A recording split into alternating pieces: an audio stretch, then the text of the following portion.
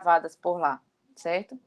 Então, vamos gravar hoje novamente para deixar salvo. Então, se você quiser compartilhar depois com alguma pessoa da igreja ou algum familiar para que possa assistir, tá?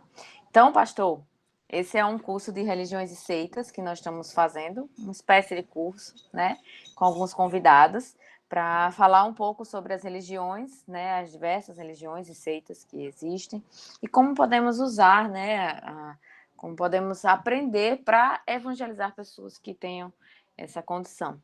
E aí, tendo em vista a sua experiência, o pastor Wagner lhe convidou, né, para participar e estamos aqui para aprender. Como eu não lhe conheço muito, né, eu gostaria que você fizesse uma pequena apresentação sua, do seu trabalho, né? Eu sei que você falou um pouco lá no vídeo de apresentação, mas aqui é mais próximo, então fala um pouquinho sobre você e como o senhor preferir a dinâmica da aula, se quer que as pessoas perguntem na hora, se prefere que pergunte depois, tá certo? Então eu vou fazer uma oração para a gente começar. Boa noite, pastor Wagner. Marcela, tudo Boa bom, noite. pessoal? Boa noite. Então vamos fazer uma oração. Senhor Deus, amado Pai, nós te louvamos, te agradecemos por estarmos aqui nesta sala, o Pai virtual, para aprendermos mais com o pastor Isaías sobre as religiões afro, ó Pai eterno, que o Senhor nos dê, ó Pai, através dos ensinamentos dele, ó Pai, habilidades para também pregar a tua palavra em meio a esses povos, Senhor.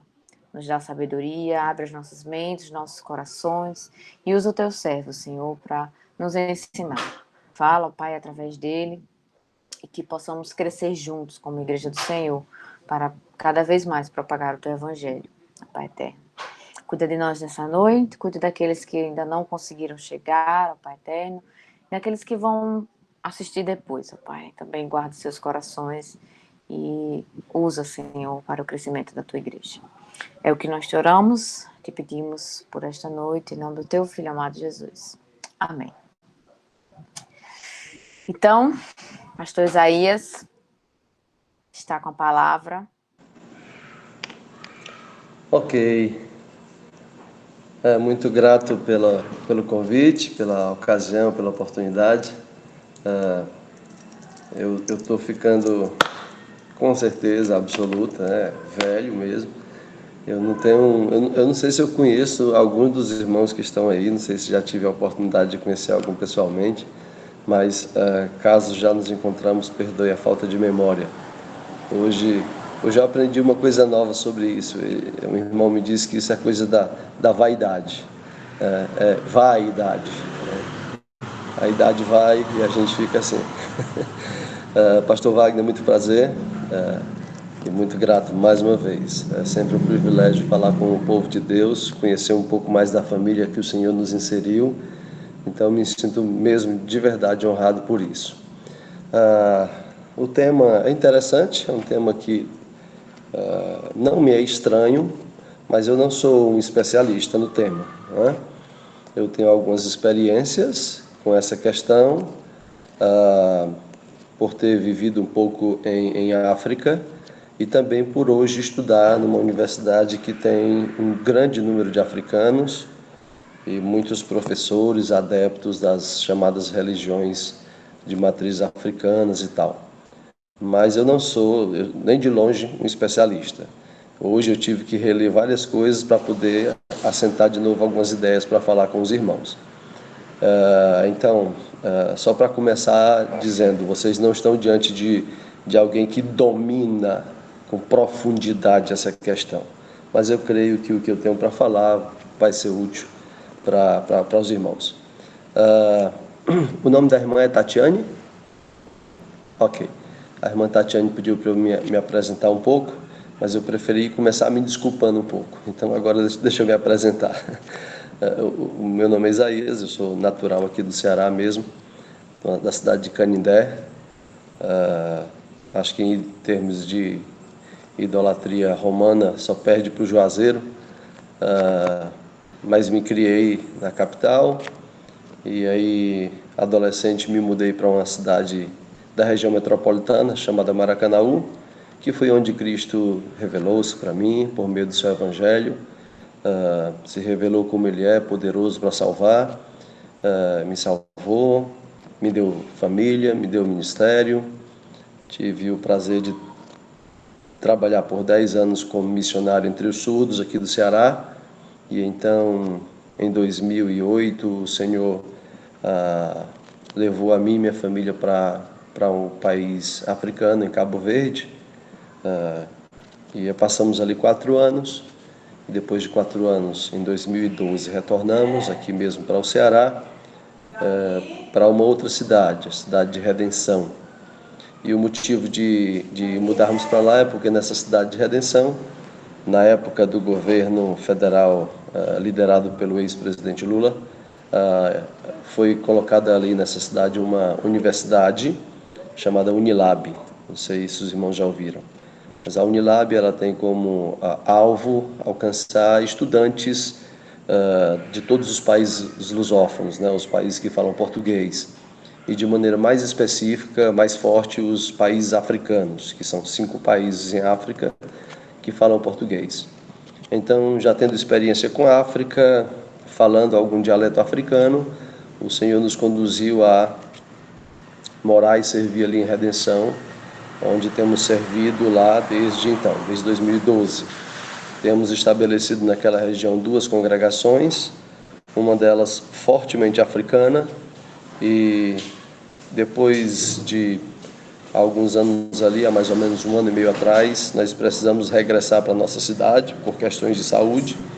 Então hoje moramos em Maracanaú, mas ainda continuamos servindo a essas congregações ali em Redenção e uma outra em Acarape. A minha esposa chama-se Elda e tenho 3 filhos. A mais velha é a Débora, tem 22 anos, vai 23. Ela que não me escute, porque se ela escutar que eu não subi a idade dela, eu estou frito. Aí tem a outra, que eu acho que tem 16, ou é 17. E tem o menorzinho, que eu tenho certeza que tem 9 anos, porque ele fez ontem. Então, essa é a família que Deus tem me dado e pela qual eu sou muito agradecido. E também hoje eu tenho servido como pastor da minha igreja mãe, pois essa estava há 3 anos sem pastor e a gente entendemos que era necessário assumi-la, e Deus tem nos permitido aí, pela sua graça, fazer esse ministério na minha igreja mãe e ainda mantendo essas congregações aí no interior. Então, mais ou menos isso que dá para esclarecer um pouco mais quem eu sou.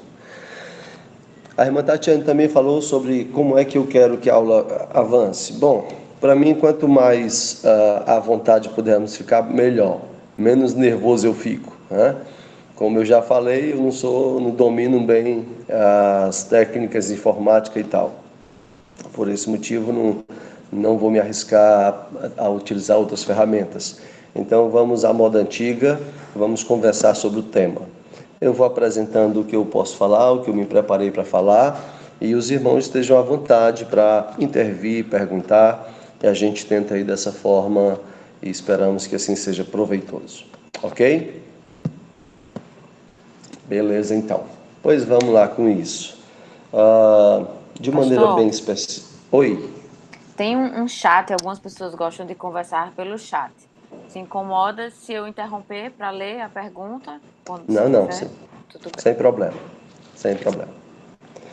Pois bem, de maneira específica, objetiva, o nosso assunto dentro dessa coisa de religiões e seitas e como fazer para alcançá-las, é basicamente a esse respeito que eu vou falar. E falando dessas religiões, quando a gente fala de maneira técnica, ou usando a linguagem universitária, a gente está falando de religiões de matrizes africanas, religiões que vêm da África. Essa é a ideia. No Brasil, chega e ela assume o nome de candomblé, de umbanda, popularmente e até às vezes tratado de maneira pejorativa, é a macumba. Então é dessas religiosidades que eu vou falar, candomblé, umbanda, e popularmente, vulgarmente, a conhecida macumba. Eu não sei como é isso aí pelo Rio Grande do Norte. Esses termos são bem conhecidos no Rio Grande do Norte? Sim, há esses mesmos termos, Ok. até onde eu sei. Ok, tá certo. É importante eu saber disso. Para nós aqui é muito comum, no Ceará é muito comum, é fácil encontrar os chamados terreiros de candomblé, de umbanda, onde se pratica a macumba. Para vocês também é fácil encontrar um local como este?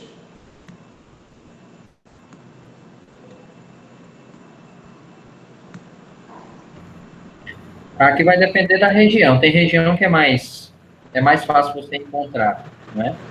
Por exemplo, lá quando eu morava em Brasília, eu ia para a escola, era a linha do trem por onde eu passava, era várias pessoas 5 horas da manhã fazendo.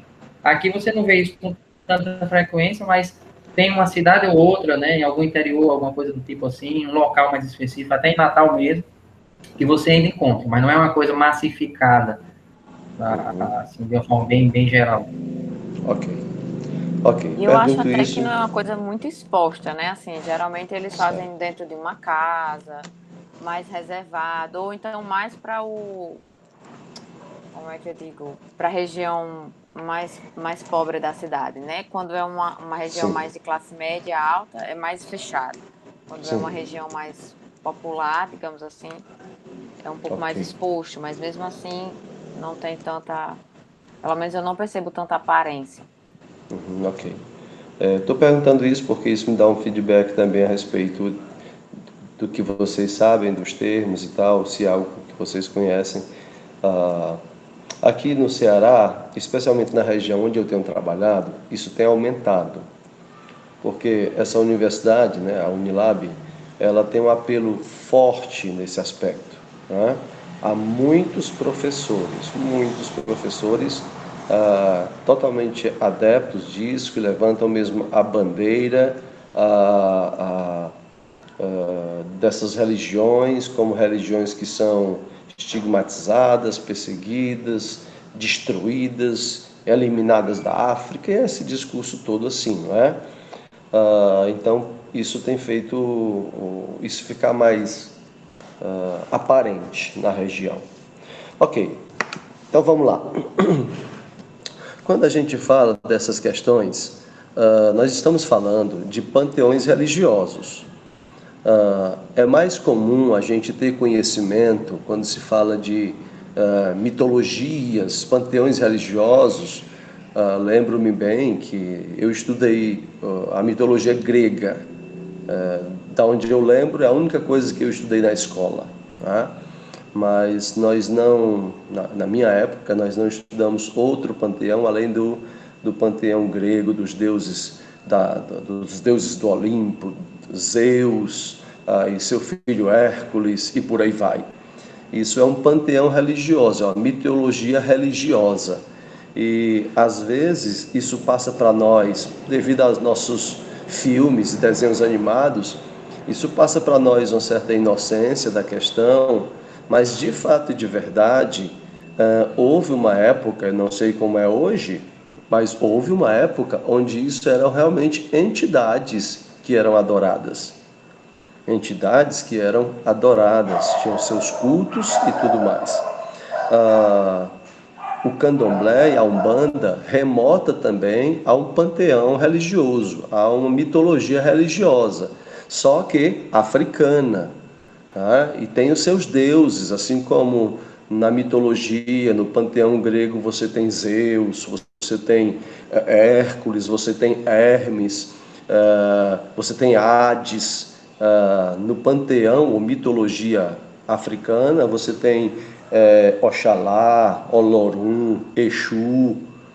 Você tem na Umbanda, que já incorporou uma coisa mais brasileira com a vinda dos escravizados. Você tem o caboclo, o Zé Pilintra, a pomba gira, e aí já assume uma forma mais abrasileirada, digamos assim, né? Mas tudo isso remete a um panteão religioso, uma mitologia religiosa. Ah, uma coisa que eu queria dizer de início também, e eu não sei se de repente os irmãos já têm refletido nisso, já têm lido, ouvido, mas eu ouvi há algum tempo, não muito distante, recente, com o forte apelo dos filmes da Marvel, né? Os Vingadores e tal, e também Liga da Justiça, esses filmes ultimamente. Eu ouvi um debate muito interessante sobre essas questões de panteões religiosos, de mitologias religiosas das mais diversas. E um dos debatedores, que eu não lembro o nome, mas eram cristãos, eu não lembro o nome de um, que ele fez uma pergunta interessante que eu queria introduzir aqui na nossa conversa dessa noite.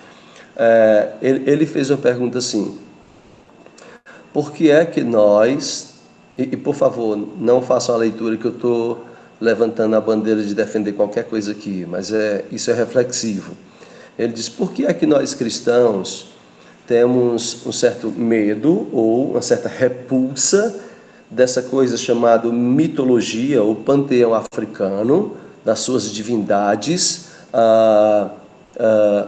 mas aceitamos com certa facilidade ou inocência, sem medo nenhum, por exemplo, o panteão ou mitologia grega.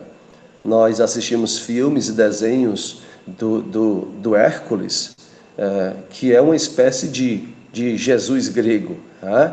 É um semideus nascido de um relacionamento entre Zeus e uma mulher. Isso remete à história de Jesus Cristo Messias. De maneira grosseira, mas remete a isso.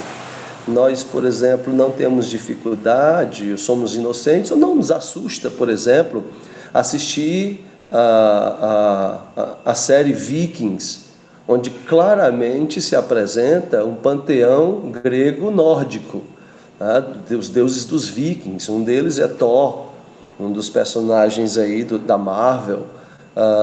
E nos Vikings a gente vê, eu assisti essa série, e você vê os sacrifícios feitos aos ídolos, a Odin, o grande deus, e nós não temos tanta dificuldade com isso. Nós assistimos e a deusa Diana, ou semideusa Diana, que é a Mulher Maravilha, e ela é uma espécie de Jesus mulher. Ela nasce de um relacionamento entre um deus grego, Zeus, e acho que Hipólita é a mãe dela. Então, ela é uma espécie de Jesus mulher, que nasceu do relacionamento de Deus com uma mulher humana. Então, talvez em alguns casos a gente não liga muito para isso por não conhecer. Mas mesmo conhecendo, a gente não tem tanta dificuldade com isso. A gente consegue ver que é uma bobagem, é como Paulo disse, não são deuses de verdade, não são verdades, é um vulto que o inimigo usa, mas isso não nos ofende em nada. Mas parece que quando a gente olha para o panteão africano, ou para a mitologia africana, a gente tem um outro posicionamento. E aí eu confesso que quando eu estava ouvindo esse debate, isso instalou na minha mente. Por que será?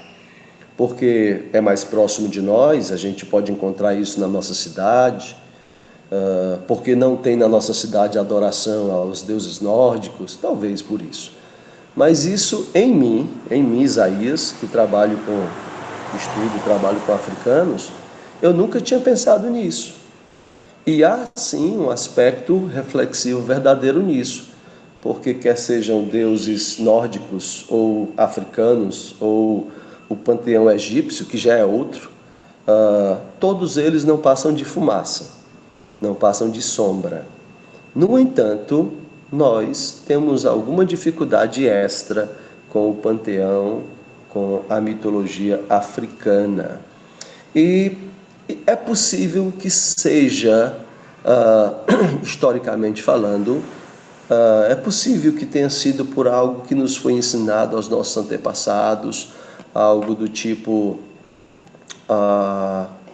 algo que nos causou medo em algum momento lá atrás aos nossos antepassados, sei lá, algo do tipo comer manga com leite faz mal, e aí muita gente acreditou nisso, comer banana de noite faz mal, comer baião de noite faz mal, e essas coisas acabaram dominando a mente de muita gente. E, de novo, eu não estou de maneira nenhuma defendendo a qualquer panteão, qualquer mitologia como boa. Pelo contrário, eu estou dizendo que todas são ruins. Todas são usadas pelo diabo como sombras, como fumaça para iludir as pessoas, mas nenhuma é verdadeira. No entanto, parece que nós conseguimos de alguma forma tolerar algumas e temos dificuldade em tolerar outra, quando na verdade não deveríamos tolerar nenhuma, como às vezes selecionamos algumas. Então, assim, só para refletir inicialmente, porque eu não quero falar de candomblé e de umbanda de maneira assombrada, e nem passar isso para ninguém. Para mim, falar de Oxalá, Oxum, Exu, Caboclo, Zé Pilintra, é como falar de Thor, um personagem divinizado, fictício, que em algum momento na história da humanidade foi usado pelo diabo para enganar as pessoas, mas que não é real. Então, não existe o Zé Pilintra. O que existe é um demônio que se passe por essas coisas, mas não existe esse Deus Oxalá, esse Deus Olorum, esse Deus Exu. Assim como não existe a deusa Diana, assim como não existe o Deus Odin. Não existe, simplesmente não existe. Por que é importante isso? E aqui está o meu ponto. Por que é importante isso? Se você não tiver plena confiança nisso, de que essas coisas realmente não existem, você terá dificuldade de se aproximar de alguém que creia nisso. Isso aqui é fato. Você não tem dificuldade, você tem colegas, com certeza, todos nós temos, que são até fãs do Thor, fãs do Hércules. Você consegue conviver com eles. E você não deixa que isso seja um obstáculo para você se aproximar dele. E isso é bom, por quê? Porque você precisa se aproximar das pessoas, porque não tem como alcançar as pessoas se você não se aproximar. Do mesmo jeito, se você não tiver plena consciência clara, de que o panteão, a mitologia religiosa africana, não é real, se você não tiver isso de maneira muito clara, você vai ter dificuldade de se aproximar. Eu lembro bem que eu tinha. Rapaz, o cara ali é macumbeiro. Vixe! Rapaz, a gente queria passar até longe. Macumbeiro é um negócio aí, rapaz, que... Então isso atrapalha a aproximação. Se atrapalha a aproximação, atrapalha o evangelismo. Então, eu estou argumentando que se nós conseguirmos deixar claro na nossa mente que o panteão da mitologia religiosa africana é tão nulo quanto o panteão nórdico, ou grego, ou egípcio, qualquer que seja, ou indígena, se nós tivermos isso bem claro em nossa mente, nós vamos conseguir aproximar-nos de pessoas que creem nessas coisas como se fosse verdade, mas nós vamos nos aproximar sabendo que não é, sem receio dessas coisas, assim como nos aproximamos daqueles que creem em Thor e tudo mais. Eu lembro-me de uma ocasião onde eu estava bem no início dessa novo auge da Marvel, os Vingadores e tudo. Eu estava, os meus colegas universitários gostando demais disso, então eu comprei o martelo do Thor como pingente e fiz um cordão e botei no meu pescoço, porque eu sabia que isso suscitaria assunto. Então eu ia para a universidade, eu ia para o futebol com aquele martelo do Thor pendurado no pescoço.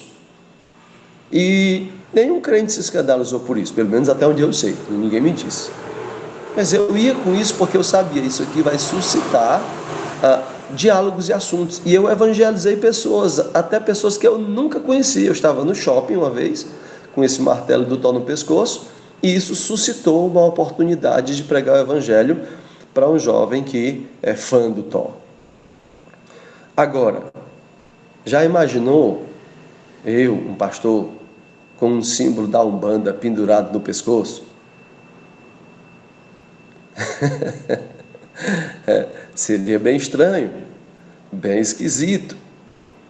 Mas o martelo do Thor é um símbolo de divindade nórdica. Então, o fato de não ser uma realidade próxima de nós e de ser muito legal na televisão faz com que a gente não tenha receio disso. Então, meu ponto para seguir para o próximo é esse: entendamos, toda divindade fora do Deus divino da Bíblia, todas elas, é só sombra enganosa, é só poeira, é só fumaça. Nenhum crente, pois todos os crentes foram lavados pelo sangue do Cordeiro, deveriam ter medo dessas coisas. Elas são sombras para assombrar, só isso.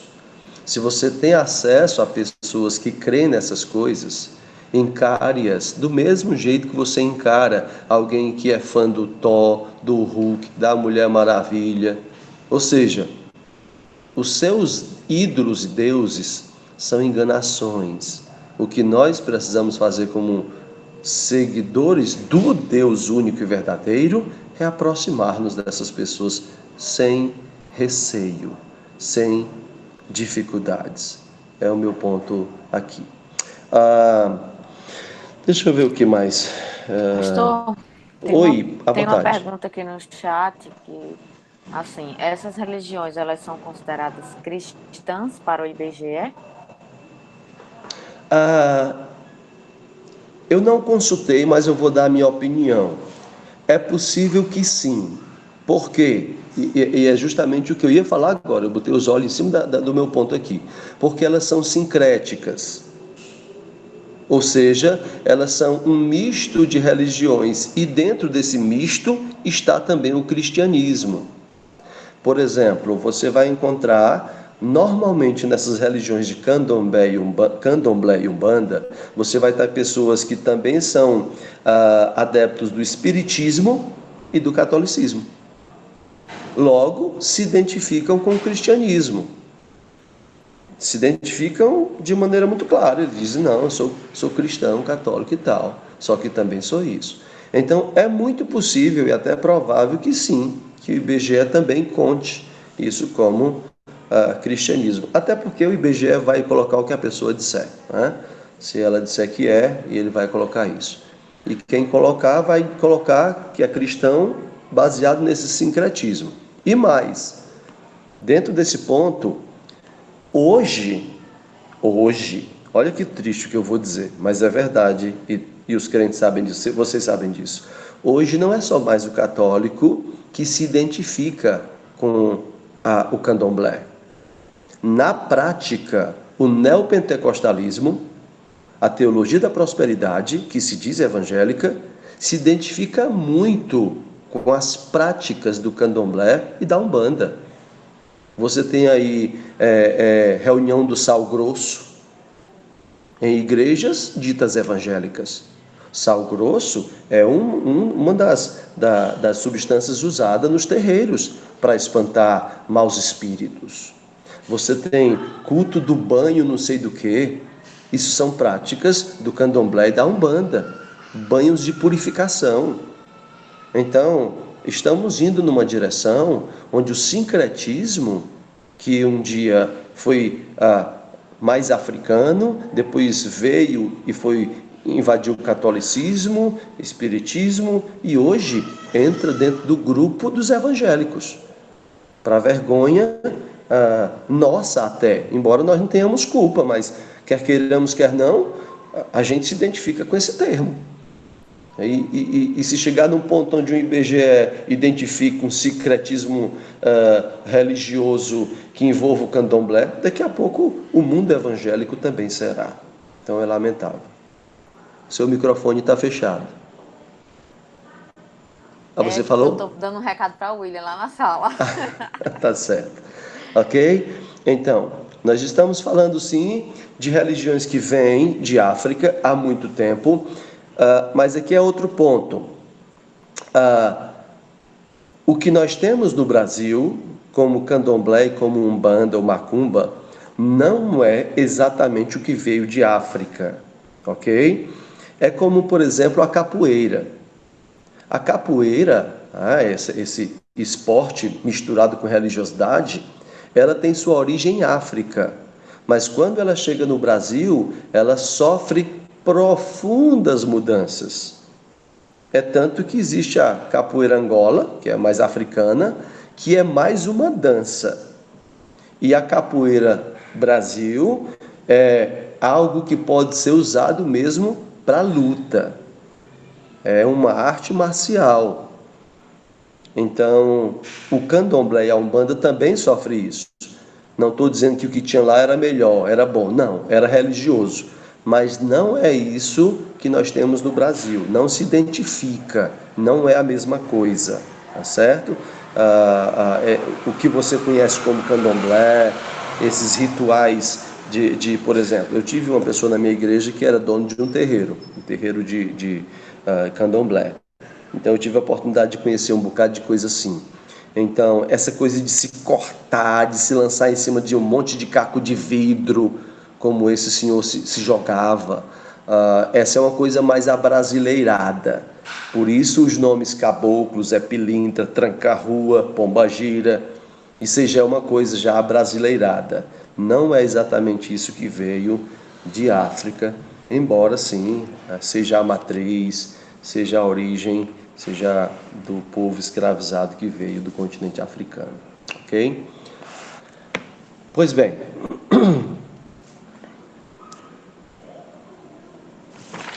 Tem uma dito pessoa isto, perguntando a diferença entre candomblé e umbanda.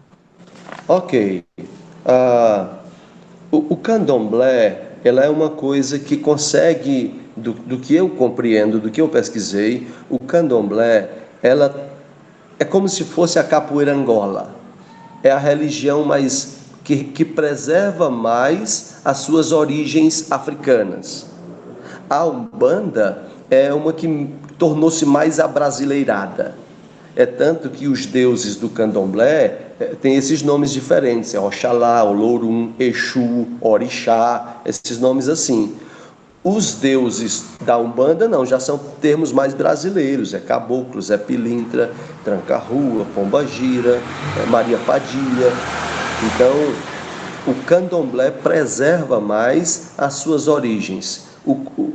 A Umbanda já é uma coisa que adaptou-se mais ao Brasil, abrasileirou-se mais, ok? Pois bem, agora deixa eu lhes dizer uma coisa. É necessário, se tem algum dos irmãos que estão ouvindo aí, ou os que vão ouvir depois pela gravação, se você hoje estuda numa universidade, praticamente em toda a universidade brasileira, praticamente em todas, dependendo do curso, especialmente os cursos de humanas, vai ter sempre esse assunto em algum momento. A minha universidade aqui, a Unilab, tem isso todo momento, ok? Todo momento, é intenso. É intenso. Agora, uma coisa que eu já percebi é que muita coisa do que se tem dito é o que eles chamam de releitura, é narrativa, é discurso, é ideologia. Então, é necessário ter muito cuidado com isso. É verdade que essas religiões têm sua origem em África, sim, é verdade. E sofreram mudanças aqui, é verdade. Mas muita coisa é pura narrativa ideológica. Por exemplo, a mais forte narrativa ideológica é essa daqui. A religião da África é o candomblé. Muitos professores meus dizem isso todo o tempo. Mesmo como se fosse um rito religioso tentando incutir na nossa mente como alunos e especialmente tentando incutir na mente dos africanos. Eu tenho uma congregação aqui que tem em torno de 60 africanos e eu tenho conversado com eles sobre isso. Para eles, isso é absolutamente novo. Novo. Eles disseram para mim, alguns deles, que eles têm muita dificuldade de ver isso no país deles. Aqui no Brasil é que eles têm tomado conhecimento disso. E aí eu tenho tentado entender um pouco mais desse pensamento. E da minha experiência de vida em Cabo Verde, por se tratar de um país africano, eu percebi que quando a gente parte do Brasil para a África, a gente parte meio que com uma ânsia de encontrar esse tipo de cenário. E é claro que eu não fui em tantos países, eu só fui em um país africano, que é Cabo Verde. Mas é um país onde tem muitas nações ali. Uma delas é Guiné-Bissau, tem muitos guineenses, tem muitos senegaleses, e eu fiz amizades com gente de toda nacionalidade, e quando eu perguntava sobre isso, ou até hoje, nenhuma das pessoas com quem eu falei tem essas religiosidades candomblé, umbanda, como algo que eles conheçam. Se foi algo que a colonização lavou, não sei. Sei que me parece muito estranho o discurso de um professor dizer assim: candomblé é a religião da África. E então você falar com africanos de vários lugares e eles dizerem assim: não sei nem o que é isso. Só existiu um episódio onde eu soube que isso existia em Cabo Verde. Não necessariamente o candomblé, eles não souberam nem identificar o que era. Eles só me disseram que era algo ligado à bruxaria. É que eu estava pregando certo dia o Evangelho de João, e quando eu chego ali em João capítulo 1, 29, então Jesus se aproxima de João Batista para ser batizado, e então João Batista diz: eis o Cordeiro de Deus que tira o pecado do mundo. Quando eu li essa frase na minha mensagem lá em Cabo Verde, algumas pessoas arregalaram os olhos instantaneamente. Quando eu disse, eles fizeram assim. E quando eu vi essa reação de algumas pessoas, eu disse assim: oh maravilha, eles entenderam. Impactou o coração deles. Eles entenderam que Jesus é o Cordeiro de Deus que tira o pecado do mundo. E fiquei ali alegre com isso, né? Deus está salvando eles. Mas quando terminou o culto, uma dessas pessoas veio até mim, ainda assustado, com o rosto assustado, e disse: pastor, para que Deus precisa de um cordeiro? E aí eu pensei: olha, ele aqui foi impactado mesmo. E aí basicamente eu repeti o que eu tinha dito na pregação. E ele continuou muito assombrado, e então eu comecei a perceber que eu estava falando branco e ele estava entendendo verde. Ou seja, a gente estava falando de duas coisas diferentes. Aí eu disse: olha, me fala o que é que você entende por cordeiro. E então ele disse: pastor, cordeiro é quem faz corda. E eu disse: e o que é corda? Corda é bruxaria. Então, para que Deus precisa de um bruxo? Então, isso me ajudou a ter cuidado mais com o que falar. E é tanto que hoje, quando eu vou a Cabo Verde, se eu tiver a oportunidade de falar do Cordeiro de Deus, eu não falo cordeiro, mas eu falo carneiro, ovelha, mas não cordeiro. Então esse foi o único momento, nos meus 4 anos em Cabo Verde, onde me deram a entender que existe alguma coisa como bruxaria lá. Eles não souberam dizer onde é que tinha, eles não conhecem quem faça, eles só ouviram falar que existe gente que faz corda, que é o cordeiro, que é bruxaria.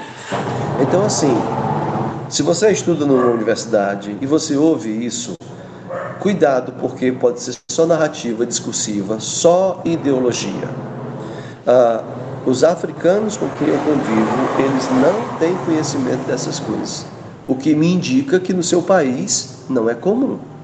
Não é comum mesmo, ok? Então, cuidado com as narrativas. Oi. Pastor Wagner levantou a mão, quer falar? Sim, queria fazer uma pergunta. Ainda dentro da estrutura deles, né, tanto do candomblé quanto da Umbanda. Tem uma estrutura específica de como eles são organizados. E segundo, os encontros, né? Não sei como é que se chama, né? Culto, tem missa, Eles chamam o quê? É despacho? Como é que chama a reunião deles e alguns elementos que tem nesse grupo aí. Se o senhor pudesse falar um pouquinho sobre isso. Ok. Pastor, do que eu conheço, como eles não são uma entidade organizada, digamos assim, né? De tudo que eu conheço, desse rapaz que congregou com a gente, eles não são uma entidade tão organizada como, por exemplo, a Associação das Igrejas Batistas. Tá? Então, até por conta desse forte apelo de pejorativismo, de um certo preconceito em cima dessas questões, não é tão público e tão organizado. Então, cada um vai do jeito que acostumou-se. Por exemplo, chama-se reunião. Dependendo do que vai ter. Hoje vai ser reunião de iniciação, né, que é onde vai receber os seus novos convertidos. Então, vai ser uma reunião de iniciação. Então, normalmente é assim que eu tenho visto que acontece. Não tem muito uma formalidade, não tem um caderno, um manual de liturgia. Né? Algumas outras vão dizer exatamente assim, não, é conforme os caboclos quiserem. Quem manda é o caboclo. O caboclo que baixar é o que vai dizer o que é que vai ter na reunião. O espírito que baixar é quem vai definir o que é que vai ser a reunião hoje. Então, é isso que eu tenho conseguido observar. Existe uma hierarquia, sim, em cada um desses panteões religiosos, mitológicos. É um pouco complexo isso, mas existe. Deixa eu ver se eu consigo achar aqui onde é que eu anotei. Oxalá é um dos maiores para o candomblé. Na Umbanda eu não consegui anotar aqui, mas existe sim. Existe ultimamente muitos trabalhos de professores pela internet defendendo essas questões. Você vai encontrar muito PDF falando disso, desse panteão, dando a ordem dele, quem é o mais importante. Há muita história de traições e assassinatos. No candomblé tem um dos mais poderosos, eu acho que foi Exu alguma coisa, matou todos os outros e por isso que ele é o Deus. Então tem muito trabalho em PDF contando isso. E aí eu reforço o que eu estava dizendo. São trabalhos em PDFs, você precisa tomar muito cuidado, porque você sabe como é. Qualquer pessoa pode fazer um PDF e coloca na internet. Por isso tem muita narrativa, tem muita coisa ideologizada. Né? Literalmente é uma tentativa de evangelizar para a Umbanda. Ok. Aí, assim, humanamente, uma hierarquia? Ou é mais essa hierarquia no âmbito das entidades espirituais aí, ou míticas? Existe a hierarquia humana também. O pastor é o dono do terreiro. Né? Ele é a hierarquia máxima. Na linguagem deles, a hierarquia espiritual é dos indivíduos, dos seres espirituais. Né? Aí tem Oxalá, Exu, esses aí. Mas humanamente falando tem. O dono do terreiro é o chefe maior. Aí tem os seus auxiliares, né? Tem os iniciados e por aí vai. Mas existe essa hierarquia também. Ok? Bom, o tempo passa bem rápido, né? Já são... Deixa eu ir aqui para a minha segunda parte. A minha segunda parte qual deve ser nossa atitude para com tudo isso, tá certo? Se alguém tem alguma dúvida ainda específica sobre as entidades em si, as mitologias em si, seria bom perguntar, porque agora eu vou passar para o ponto onde o que é que a gente deve fazer com isso, ok? Mas tem uma pergunta aqui no chat que diz: o que significa corpo fechado para eles? Pronto, corpo fechado é um corpo incapaz de receber um caboclo. Tá? É o que eles vão dizer muitas vezes com um crente, por exemplo. Você tem uma força espiritual aí que fecha o seu corpo e sem saber exatamente o que é, mas ele está falando a verdade. Então é alguém que que um espírito não consegue entrar nele, não consegue possuí-lo. Essa é a ideia. Ok? Pois bem, qual deve ser a nossa atitude? Primeiro, a de sempre com todas as falsas religiões. E eu sei que esse vídeo vai ficar à disposição no YouTube e não tem problema nenhum. Nós precisamos falar uma linguagem clara, sem polimento político. Sim, o cristianismo, a palavra, não o cristianismo enquanto ideia ideológica, mas o cristianismo no Cristo, o cristianismo na Bíblia, a palavra de Deus, a pessoa de Jesus é a única verdade capaz de salvar, sim. Todas as religiões vão dizer isso? Vão, mas nenhuma tem a base escriturística verdadeira como somente o Evangelho tem.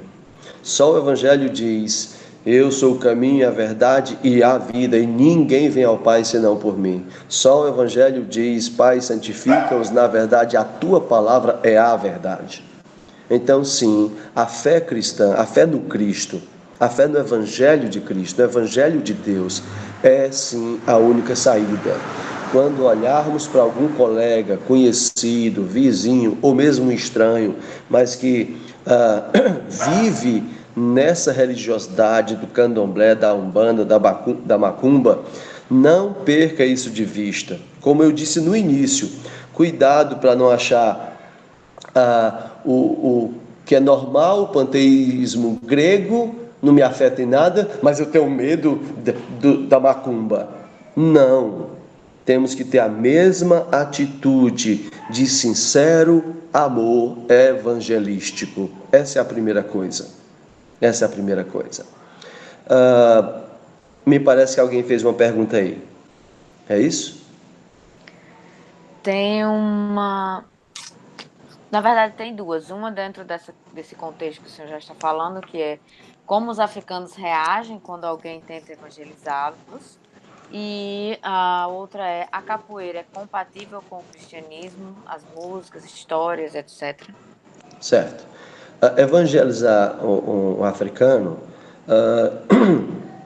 embora o africano também, obviamente, é um pecador, mas assim, eu, na minha experiência de morar em Cabo Verde e hoje servir no contexto de muitos africanos, tem sido muito mais fácil apresentar o evangelho do que para brasileiros. Incrivelmente mais fácil. Por quê? Não sei, tem uma série de questões. E uma delas é um certo apreço pelo brasileiro. Então isso, para mim, enquanto brasileiro, eu percebo claramente isso. Eu tenho muito mais facilidade em evangelizar um africano do que um brasileiro. Ok?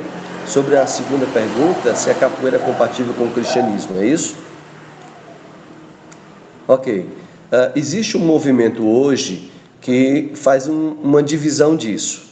A capoeira, ela realmente nasce, na sua origem, tem um contexto religioso. Mas hoje, especialmente no Brasil, e a partir do Brasil já para muitos países, existe um forte grupo, um forte apelo da capoeira livre dos aspectos religiosos, totalmente voltada para a parte esportiva. Ok? Se você entender a questão esportiva somente, não vejo problema nenhum, eu pessoalmente, em usá-la como esporte. Como essa capoeira esportiva, ela não usa as mesmas músicas da capoeira religiosa, ela não usa os mesmos instrumentos, ela não usa a mesma linguagem, ela realmente preserva a parte física da coisa e elimina a parte religiosa. Então existe esse movimento, que não é pequeno, ok? Então, é isto. Bom, primeira coisa então que devemos fazer, a mesma de sempre, com qualquer tipo de religião, ter um amor, um sincero amor evangelístico, sem receios, um sincero amor evangelístico. Segunda coisa que devemos fazer, observar com honestidade até que ponto pessoalmente, cada um devemos pensar nisso. Até que ponto temos nós mesmos conceitos preconcebidos negativos a respeito disso? O que é que eu quero chamar com conceitos preconcebidos negativos? É aquele tipo de ideia que você tem dessa religiosidade que te causa medo. É isso que eu quero dizer. Eu não estou dizendo que, por exemplo, eu tenho um preconceito com o candomblé. É o mesmo preconceito que eu tenho com o islamismo. É o mesmo preconceito que eu tenho com qualquer religião que não é a de Jesus. Qual é o preconceito? Todas estão erradas. Todas estão erradas. Esse é um preconceito que eu não tenho como fugir. Agora, se o meu preconceito me faz ter medo de uma religião específica e não das outras, então esse preconceito está equivocado. É como se eu estivesse dizendo assim, se eu tiver medo de me aproximar de um candomblessista, de um bandista, é como se eu estivesse dizendo assim, não, as outras religiões são mentira, mas essa aí é verdade. Os outros deuses das outras religiões são falsos, mas esse aí eu não quero mexer com ele não. Por quê?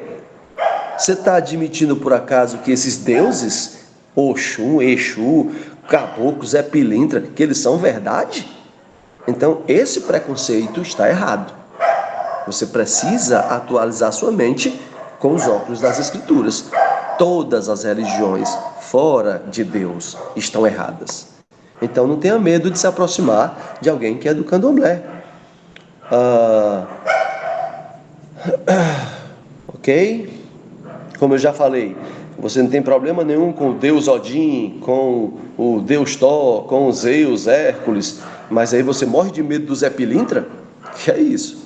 Você está deixando entender que o Zé Pilintra é um Deus verdadeiro que pode vir contra você. Então, esse é algo que você precisa corrigir, porque ele é só uma enganação, tal qual os deuses nórdicos e por aí vai. Então, primeira coisa, sincero amor evangelístico. Segunda coisa, cuidado com a estrutura das suas ideias preconcebidas sobre essa religiosidade. Isso pode te trair. Tenha um preconceito correto. Qual é o preconceito correto? Ela é errada igual às outras. São deuses falsos igual aos outros. Terceira atitude que devemos ter, uma boa estratégia evangelística. Ter uma boa estratégia evangelística. Isso aqui é algo interessante. Nós não confiamos nas estratégias, nós confiamos no Evangelho. Mas o Evangelho nos convida a usar a mente que Deus nos deu, ideias evangelísticas são bem-vindas, projetos sociais são ideias interessantes. Então tenha uma boa estratégia. Você conhece alguém que é adepto de uma religião como essa, que crê nesses deuses? Eu vou dar só uma estratégia. Você pode pensar em várias, mas, por exemplo, uma das minhas preferidas para lidar com esse tipo de religiosidade é o evento das 10 pragas do Egito. As 10 pragas do Egito foi uma surra que Deus deu na consciência dos egípcios, foi uma surra que Deus deu nos seus deuses. Seus deuses não passavam de ídolos, de imagens de sombra, de fumaça. Não eram deuses verdadeiros.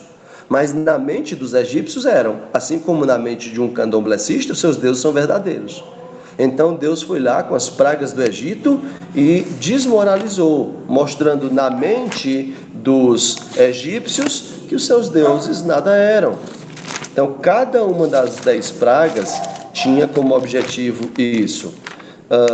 Por exemplo, rapidamente falando, não vou falar de todos, mas se você porventura tiver, por exemplo, a Bíblia MacArthur, ela dá uma tabelazinha com isso.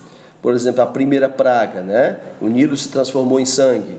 Dessa forma, Deus mostrou para os egípcios que o deus Rapi, Khnum, que era o espírito do Nilo e o guardião do Nilo, eles não eram nada. E assim vai, cada uma das pragas mostrando que aqueles mitos religiosos, aquele panteão egípcio, na verdade não era nada. Então, uma boa forma de evangelizar alguém que crê num panteão é ir por aqui. Olha aqui o que é que Deus fez com os deuses egípcios. Me fala dos seus. Quais são os seus deuses? Tá? E aí mostrar pelas escrituras, que sempre tem a resposta para cada ídolo falso, mostrar, olha, mas Deus diz assim, olha, mas Deus diz assim. Então, essa é uma estratégia, as 10 pragas e o que Deus fez para envergonhar na mente egípcia o seu panteão religioso. Essa é uma estratégia, ok? Quarta coisa para se fazer, e só falta 4 e 5. A quarta coisa para se fazer é fazer isso sem perder de vista que sempre quem convence é o Espírito de Deus. Reforço isso porque existe muitas vezes a falsa ideia de que é a estratégia que fez com que tudo funcionasse. Não é. Não é. Sabe, irmãos, deixa eu dar um incentivo evangelístico aos irmãos. Às vezes é mais fácil do que o que a gente pensa. Creia nisso. Quando eu estava fazendo a minha formação no seminário para ser missionário, eu sabia que o Senhor já estava tudo muito claro, eu ia para a África. Eu li um livro chamado Teologia Bíblica de Missões. E naquele livro tem uma frase que diz assim: o mundo está mais pronto para ouvir o Evangelho do que os evangélicos estão prontos para anunciá-lo. Eu não gostei dessa frase. Eu achei que era um exagero, porque eu achava que eu estava pronto. Eu dizia, não gostei desse livro aqui não. Isso não pode ser verdade. Está aqui eu me preparando, eu sou um pregador, sou um evangelista, e aí eu vou... que história é essa que o mundo está mais pronto do que eu para anunciar? E quando eu cheguei em Cabo Verde, eu vi que isso era verdade. Isso tem a ver com a pergunta que a irmã fez agora há pouco, sobre como pregar para um africano. Como as pessoas estão ainda sedentas? Como as pessoas têm tido fome? São todas? Não. Mas são mais do que o que nós conseguimos ver. O que nós precisamos fazer, é levar a mensagem, sem receios, ou com receios, dizendo para Deus, Deus, eu tenho receios, mas eu tenho que dizer a mensagem. Então, é necessário fazer isso na dependência do Espírito de Deus, porque Ele, de fato, convence o mundo do pecado, da justiça e do juízo. Temos que ter consciência disso. Senhor, eu dei a mensagem, o Senhor fará o resto. Essa é uma quarta coisa que eu queria incentivá-lo a ter muito firme, muito forte em sua mente. E a última é, por fim, faz bem lembrar da importância da tolerância de Jesus. Jesus condenava as falsas religiões, mas ainda assim se envolvia com seus praticantes. Pense bem nisso. Jesus Cristo condenou a religiosidade farisaica, condenou severamente, raça de víboras, hipócritas. Mas quando um fariseu convidou ele para ir à sua casa, Jesus foi. Estava comendo à sua mesa, quando entrou aquela mulher e começou a chorar aos pés de Jesus e lavar os pés dele com os cabelos. Jesus estava na casa de um fariseu. Jesus não tinha dificuldade de conviver com essas pessoas. Nós, muitas vezes, temos. Portanto, faz bem lembrar dessa tolerância que Jesus Cristo ensina. Não somente nesse episódio, nós temos outros episódios também, onde Jesus ensina claramente a sua tolerância. Eu não estou dizendo tolerância com o erro. Certamente Jesus nunca tolerou o erro. Mas, ainda que, tendo verdade para combater o erro, Jesus nunca se omitiu de conviver com eles. Jesus foi chamado pelos religiosos da sua época como amigo de pecadores, e eles disseram isso num contexto onde Jesus estava reunido com publicanos, com os gentios, porque Jesus tolerava as pessoas. E nós temos uma certa resistência nisso. Eu não conheço os irmãos, então eu não posso falar de maneira objetiva a respeito dos irmãos e da querida igreja da qual vocês fazem parte. Mas, por exemplo, eu sou de uma igreja que tem 23 anos, uma igreja bíblica batista, 23 anos, E eu trabalhei com surdos por 10 anos, como eu falei, mas muitas vezes eu tive que sair, literalmente, escondido de casa para poder conviver com os surdos não crentes. Porque grande parcela da igreja achava que aquilo era inadequado. Eu estar com os surdos nas praças, jogando bola com eles. Então, esse verniz ruim muitas vezes está no coração dos crentes. É aquela ideia de santidade como afastamento das pessoas, quando santidade não tem nada a ver com isso. Porque se santidade tiver a ver com isso, então Jesus foi o menos santo que as Escrituras apresentam. Mas nós sabemos que é o contrário. Ele, que é a própria santidade em pessoa, foi chamado de amigo de pecadores, porque ele realmente tolerava as pessoas e convivia com elas, em todo o aspecto, religioso com os fariseus, político com os publicanos, cultural com as mulheres. A mulher samaritana é um exemplo disso. Os discípulos ficaram impressionados que ele estivesse falando com uma mulher, e ela mesma ficou impressionada, como sendo tu judeu, está falando comigo que sou mulher samaritana. Então, em todos os aspectos, religioso, político, cultural, Jesus Cristo atacava o erro, mas ele tolerava as pessoas. Então, eu creio que nós precisamos aprender também sobre isso. Isso quer dizer que Jesus concordava com o erro? Não. Mas isso quer dizer que ele tolerava como uma oportunidade de estar com as pessoas. Devemos tentar imitar isso. E finalmente, irmãos, para colocar assim mais informações, nunca esqueça, quando o assunto é África, existe um certo romantismo, tá? Sobre África, e aí esses discursos, essas narrativas se aproveitam muito disso. Mas eu queria terminar com uma conversa que eu tive com alguns africanos na universidade, depois de uma aula dessas, onde o professor quer colocar essas religiões como a religião de África. Então, eu levei um livro que é um comentário bíblico feito por 70 pastores africanos. E então, eu apresentei em sala de aula dizendo assim: o senhor está querendo dizer que esses 70 eruditos africanos não são africanos, porque eles não são dessas religiões? Então, isso levou o professor a não ter argumentação e levou vários alunos a virem conversar comigo posteriormente. E dessa conversa surgiu muita coisa bacana, como, por exemplo, vocês já observaram quanto texto bíblico tem sobre personagens africanos? Ou seja, você tem a rainha de Sabá, você tem Candace, uma outra rainha africana. A rainha de Sabá foi visitar Salomão. O etíope que Filipe batizou era servo de uma rainha africana. Você tem personagens do Novo Testamento, o Simão, que levou a cruz de Cristo, era um africano. Você tem em Atos 13, na liderança da igreja de Antioquia, tinha um nigeriano. Você tem tanta coisa a respeito de África. Então, em que ponto alguém pode dizer que a religião da África era candomblé ou macumba?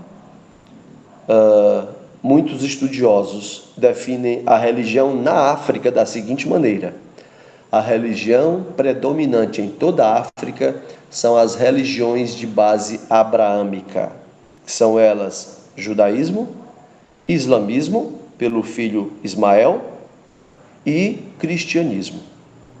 E é interessante que depois de tudo isso, muitos personagens vieram ainda de África. Agostinho de Hipona, o grande teólogo.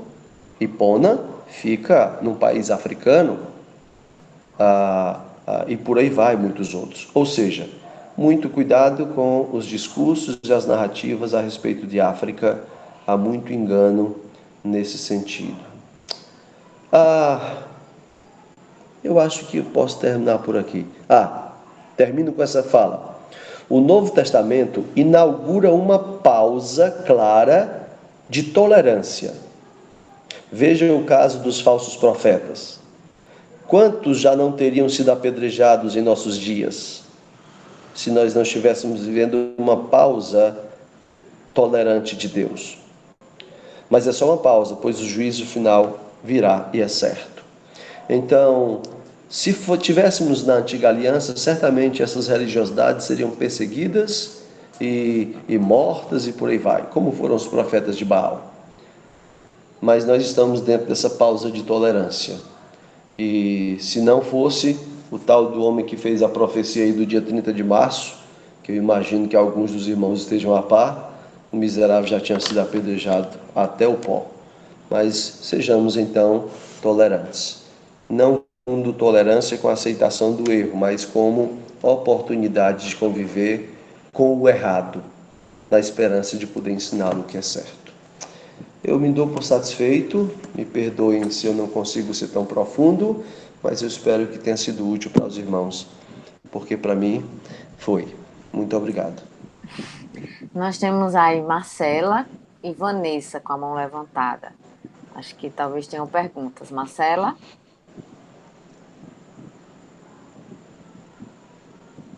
Thalita? Tem um monte de gente levantando a mão agora.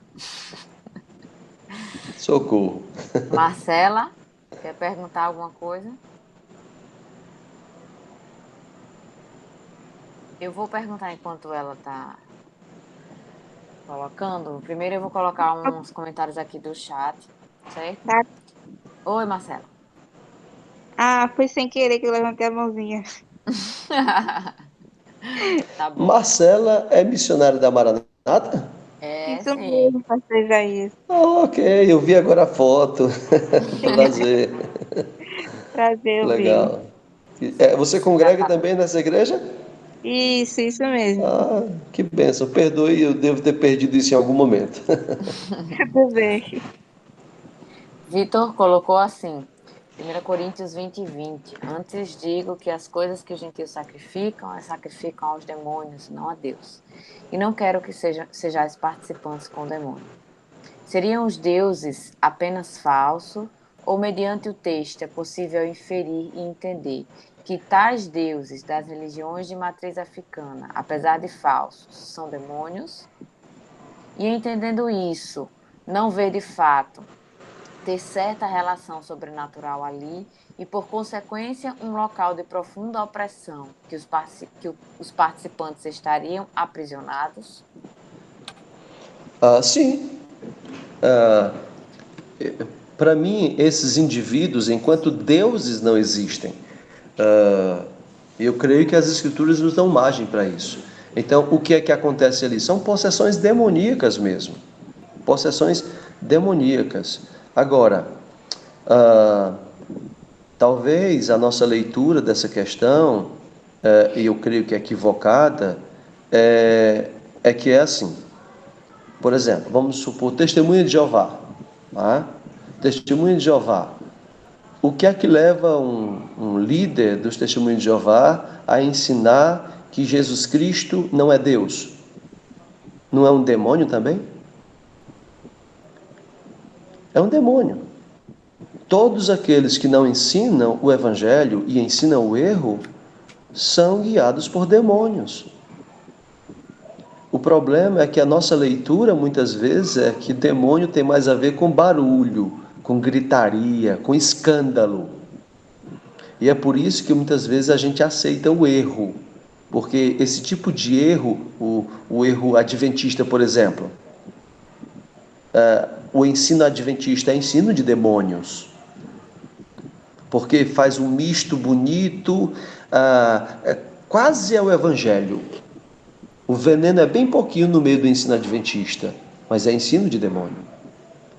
Só que a gente faz a leitura, talvez nós sejamos mais influenciados pelo pentecostalismo do que o que a gente pensa. A gente tem a ideia de demônio, a mesma ideia que os pentecostais, às vezes. Para o pentecostal, o que é o endemoniado? É uma pessoa que faz espetáculo. Por isso, os nossos irmãos pentecostais nunca conseguem ver que muitos dos seus pregadores estão servindo ao demônio, ensinando ideias de homens. Então, creio que não são deuses, são demônios, mas precisamos entender que todo ensino que não é conforme o Evangelho é de demônio. É o demônio que está usando. Espero ter me feito entender. Certo. Tem outra pergunta aqui, pastor. Como é o culto de uma igreja evangélica na África? Eu já vi vídeos onde eles dançam e cantam na igreja de acordo com a cultura deles. Não existe um modelo. Não existe um modelo. Você vai encontrar muitos tipos de igrejas e de liturgias variadas, ok? Acabamos comprando uma certa ideia de algumas pessoas que foram na África e vieram de lá importando o modelo mais agitado. Mas não é verdade que isso é o modelo africano. Não existe um modelo. Você vai encontrar em África igrejas profundamente tradicionais, que não se movem na hora de um cântico, mas você vai encontrar igrejas que se excedem nisso. E você vai encontrar um grupo um pouco mais equilibrado, que cantam músicas bem tradicionais e às vezes cantam música um pouco mais agitada, digamos, mas que não se excedem. Por exemplo, o grupo que eu tenho liderado aqui, ele é assim. Deixa eu lhes dizer rapidamente como é, porque eu aprecio esse modelo. Por exemplo, se cantarmos uma música, vamos colocar uma música bem lenta, né? Eu quero ser. Eu quero ser, Senhor amado. A minha congregação do Senhor, né? Mas aos meus cuidados, de africanos, muitos vão fechar os olhos, muitos vão chorar ali em silêncio. É um negócio bonito de ver, sem precisar ninguém dizer para fazer isso, que é o que acontece muitas vezes nas igrejas muito emocionais. Chore na presença do Senhor, quebre-se na presença. Não tem isso. É algo bem espontâneo. Quando cantamos uma música um pouco mais agitada, então o que acontece? Do mesmo jeito, espontaneamente, você vê um irmão ou uma irmã se levanta as mãos e fica ali no seu canto adorando ao Senhor, agita um pouco o corpo, mas você não consegue ver, eu não consigo ver, por exemplo, a sensualidade. Então, é algo mais espontâneo e ao mesmo tempo contido. Então, não tem um modelo. Eu só disse mais ou menos como é que acontece na minha igreja, por favor. Mas não existe um modelo africano. Certo. Thalita levantou a mão, quer falar? Baixou a mão. Boa noite, pastor. Está escutando, Tati? Então, sim, pode falar, Teu. Pastor, todas essas questões que o senhor levantou aí hoje à noite, assim, para mim foi muito reveladora, porque na minha concepção, principalmente essas coisas que o senhor falou com relação à formação do que a gente percebe da cultura africana, a gente não tem muito estudo desde os nossos tempos de menino, né? Quando a gente passa pelo primeiro grau, pelo segundo grau. Então, simplesmente, o que é colocado para a gente é a questão do negro sendo transportado como escravo, e aí trouxe para cá essa identidade, que aí vem essa religiosidade deles, junto com a capoeira, e que muitas vezes isso cria uma barreira, tanto para a gente, porque ficou... Eu acho que por causa do nosso colonialismo que veio já mais de cima, de Portugal, e porque a gente importa muita coisa também americana, né, americanizada, a gente acaba não se aprofundando nesse estudo e, por exemplo, um professor que chega a dizer, não, o candomblé é a religião da África, a gente não tem como contrapor. Quer dizer, se o senhor não tivesse lá, não tivesse um livro, não tivesse percebido isso, isso iria passar, né? E a gente sente muita dificuldade nisso na cultura brasileira, porque é como se a gente aqui é como se estivesse querendo preservar uma coisa que veio, e quando você vai falar de Cristo, você está quebrando a identidade do povo, digamos assim, né? Isso. Essa é a ideia da narrativa mesmo. Da narrativa, né? Assim, o senhor tem muito mais abertura com alguém que vem de lá, que sabe que isso não é verdade, que ele não se identifica com isso, do que alguém que está aqui que nunca teve notícia de lá, né? Então, assim, isso seria também uma forma da gente desconstruir esse movimento na nossa nação, né? Que a gente acaba importando muito essas coisas, né? Para mim foi muito proveitoso, pastor. Ótimo. Muito obrigado aí pela oportunidade. Amém. Ore pelos nossos jovens aqui, porque eles têm criado músculos espirituais para lutar contra isso. Eles têm projetos de escrever sobre isso. Então, que Deus abençoe isso, para a gente ter material e acabar com esse vácuo que tem, né? Porque a gente às vezes tem que aceitar, porque não tem muito onde pesquisar. Pastor, eu tenho uma pergunta. A gente tem a Bíblia, o islamismo tem o Alcorão. Eles têm algum guia, algum material, algo que transmita por exemplo, entre as gerações, ou é só tradição que é passado de um para o outro? Está falando das religiões, né? Candomblé, Umbanda. Eu não tenho encontrado nada escrito, é tudo tradição oral. É tudo tradição oral e, de acordo com a teologia deles, é tradição espiritual, ou seja, os caboclos vão passando. Né? Eu não tenho conhecimento de nada escrito. E isso é o que o irmão falou agora há pouco. Isso também acaba sendo uma vantagem de quem quer usar isso como arma a favor da religiosidade. Porque se existe um vácuo, então o que eles disserem está valendo. Por isso que eu disse, tem muito PDF na internet sobre isso. Porque o cara é a favor disso e ele tem a ideia, ideologizado, tem a narrativa e escreve, pronto, está lá como se fosse um documento. Só que não é. É ele que criou lá as ideias. Muito bem. Mais alguma pergunta? Acho que eu li todas que estavam por aqui. Alguém mais quer falar? Bem, eu creio que o pastor Isaías também, assim, quem quiser entrar em contato para tirar alguma dúvida mais pessoal, eu acredito que o senhor ajudaria, se tornaria disponível, né, para Com isso. certeza. Então, é uma coisa que a gente não... Na verdade, eu particularmente sou meio suspeita de falar, mas várias dessas religiões a gente não tem muito contato e para mim tudo é muito novo, né? E podem aparecer algumas dúvidas mais lá na frente. Mas desde já queremos agradecer aí, pastor, a sua disponibilidade, né, de estar aqui compartilhando conosco sobre isso. Muito mais experiência e eu entendo por diversos contextos profissionais e outros, que a experiência é que traz realmente a bagagem, né? Que traz realmente o conteúdo. Estudar teoria, essas coisas, traz algo muito superficial. E a prática, o exercício disso, é que traz para a gente a experiência. E foi muito bom ouvir a sua experiência, né? Com esse público, com essas religiões. Agradeço a Deus Prazer pela sua meu. vida e pela oportunidade de termos aqui. Tá bom? Amém. Amém. Louvado seja Muito Deus. Muito bem. obrigado. Muito bem, pessoal, só para avisar, nosso próximo encontro será terça-feira. Como não tivemos a aula de espiritismo, né, foi adiada para o dia 13 de abril, próxima terça-feira, tá? Vai ser também uma professora, vai ser uma professora de religiões, né, cristã da Igreja Batista, e ela irá compartilhar conosco sobre essa religião, agora espiritismo, tá? Então, conto com a presença de vocês na próxima terça. Então, vamos orar para encerrar.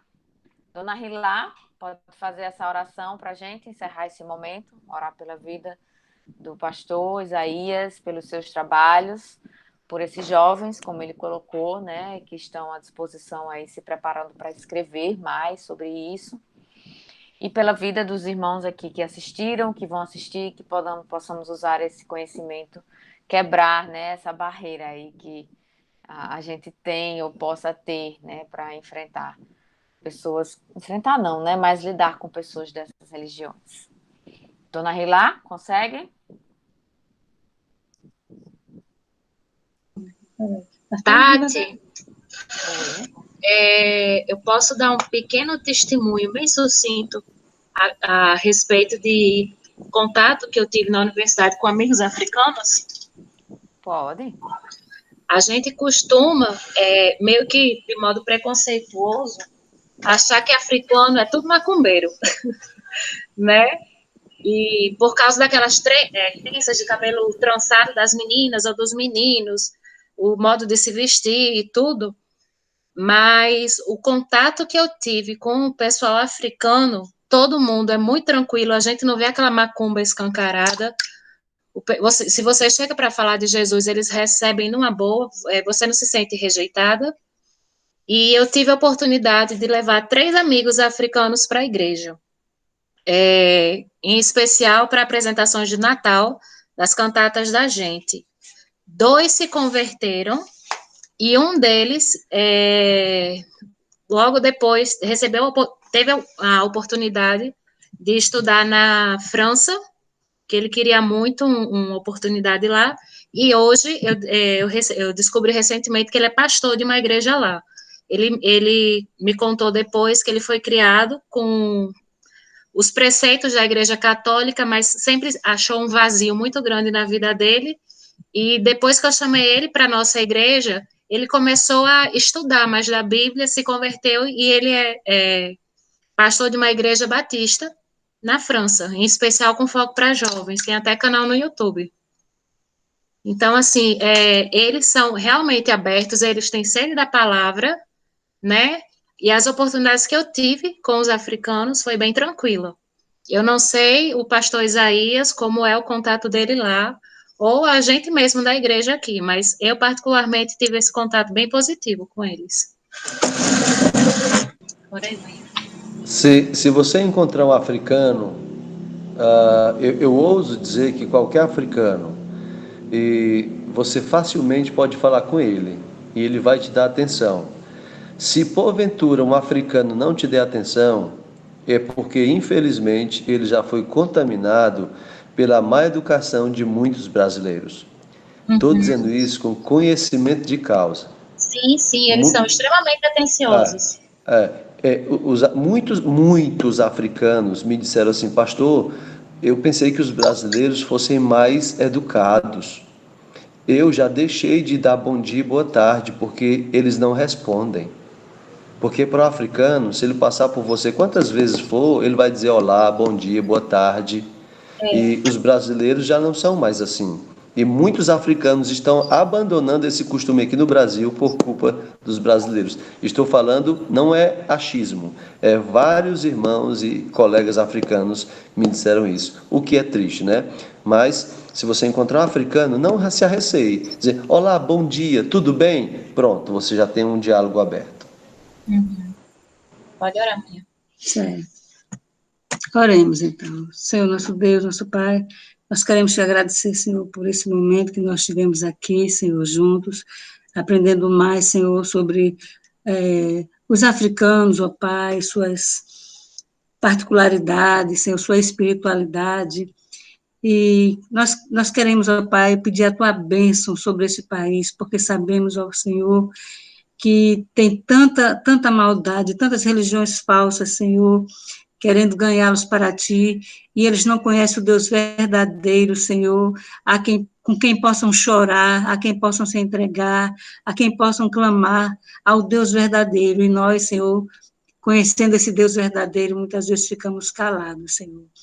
Rogamos que o Evangelho possa abrir as portas, que aquele país possa ter as portas abertas, Senhor, para o Evangelho, que mais pessoas possam sentir o desejo de pregar a tua palavra ali naquele país, Senhor.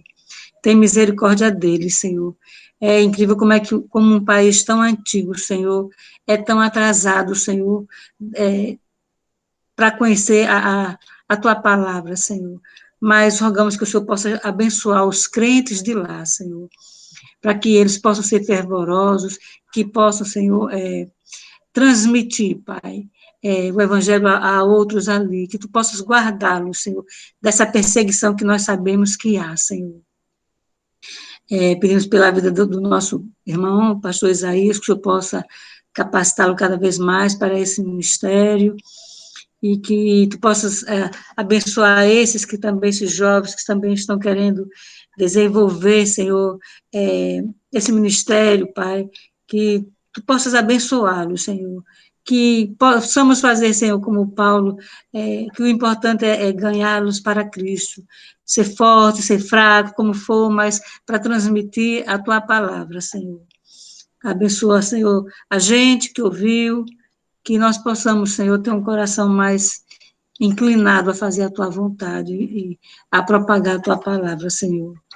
Abençoa, Senhor, aqueles que estão no Brasil, que nós possamos, de alguma maneira, influenciá-los para ti, Senhor, influenciá-los para o bem.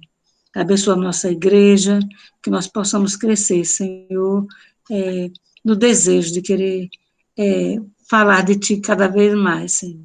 Em nome de Jesus, nós te pedimos e agradecemos. Amém. Amém. Obrigada a todos. Vitor, podem desconectar. Boa noite.